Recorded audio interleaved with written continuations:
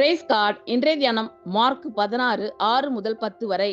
அவன் அவர்களை நோக்கி, பயப்படாதிருங்கள். சிலுவையில் அறையப்பட்ட நசரேயன் ஆகிய இயேசுவை தேடுகிறீர்கள்.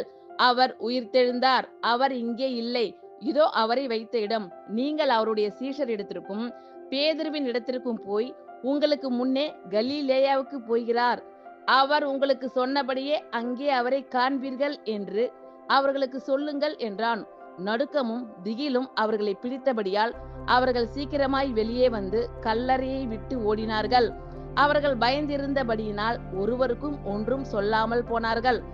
வாரத்தின் முதலாம் நாள் அதிகாலையிலே இயேசு எழுந்திருந்த பின்பு மகதலேனா மரியாளுக்கு முதல் தரிசனம் ஆனார்.